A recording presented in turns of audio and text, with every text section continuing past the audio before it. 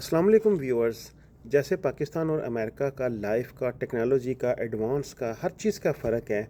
जैसे कि एक अफ्रीका का आप कोई भी कंट्री ले लें, फॉर एग्जांपल आप सूडान ले लें, और या आप यूरोप का कोई कंट्री ले लें, उनका कंपैरिजन कर लें।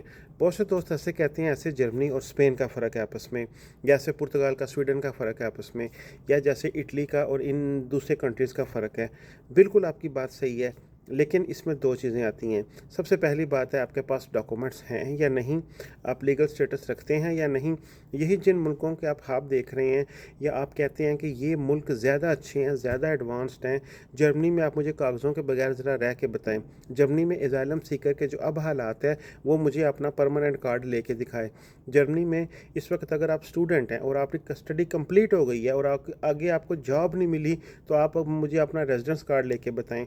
अगर इन मुल्कों में इकोनॉमी स्ट्रॉन्ग है, प्रॉब्लम्स हैं थोड़ी सी, लेकिन इनका स्ट्रक्चर इतना मजबूत है, या ये ज़्यादा वेल एडवांस्ड हैं, या ज़्यादा सख्त हैं, आई मीन स्ट्रिक्ट हैं अपने रूल्स एंड रेगुलेशंस में, उसके पीछे भी एक वजह होती है।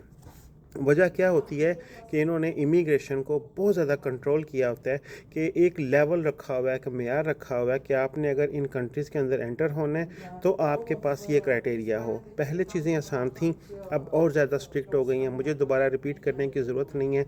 स्वीडन में परमानेंट कार्ड जिनके पास थे या जिन्होंने चेंज करवाए थे, वो डॉक्यूमेंट्स वापस लेने तक अभी ये कंडीशन पहुंच चुकी है। लेकिन उसकी वजह क्या है कि अभी ये एक लहर जो पूरे यूरोप को अपनी लपेट में ले चुकी है कि हमें इलीगल इमिग्रेंट्स नहीं चाहिए। लेकिन उस वहाँ पे वही कंट्रीज़, स्पेन, इटली, पुर्तगाल, ये तीन कंट्री, या ग्रीस को भी आप ऐड कर सकते हैं, कि शुरू से जब से हम यूरोप का सुन रहे हैं, ये चारों मुल्क ही पेपर देते हैं। इसके अलावा किसी कंट्री में आपके पास पेपर लेने के ऑप्शंस मौजूद नहीं हैं। मेरे वो भाई जो 10-10, 15-15 साल से हॉलैंड में रह रहे हैं, जर्मनी में रह रहे हैं, स्वीडन में रह रहे हैं, काम कर रहे हैं, या एजाइलम पे थे, अब उनके केस ख़त्म हो गए हैं, उनके पास डॉक्यूमेंट्स नहीं हैं, उनसे पूछें क्या वैल्यू है इटली की, उनसे पूछें क्या वैल्यू है स्पेन की, उनसे पूछें क्या वैल्यू है पुर्तगाल की, या उस बंदे की जिसके पास परमानेंट डॉक्यूमेंट्स हैं, या लीगल स्टेटस है, या अपने मुल्क जा सकता है, या वो कहीं पे भी मूव कर सकता है पूरे यूरोप में। तो चीज़ों को, बड़ी पिक्चर को देखने से पहले आपका काम है ये देखना कि वाई फ़र्क क्यों है। देखें, सबसे पहली बात है कि आपका इन मुल्कों में एंटर होना, और बाद में लीगल स्टेटस हासिल करना, एक रेजिडेंस स्टेटस हासिल करना, that is the biggest thing.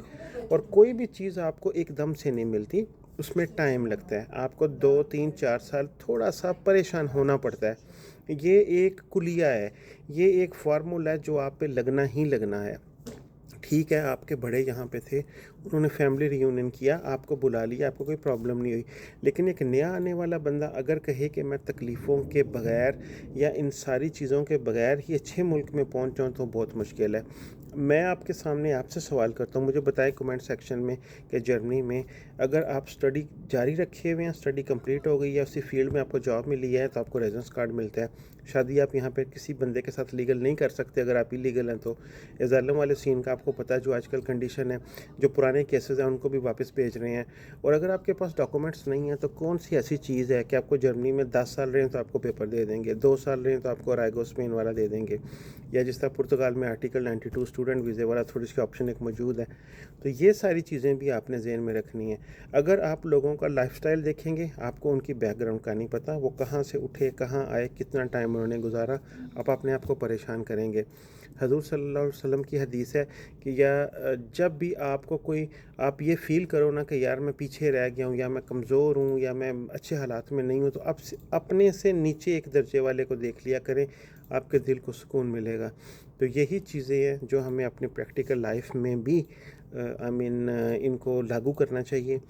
और बस मैं यही कहूँगा कि don't go for the gold, चमकती हुई चीज़ के पीछे ना भागें। बस जस्ट ये देखें कि आप अभी इस वक्त जिस कंडीशन में हैं, यही सहारा इन मुल्कों ने आपको दिया हुआ।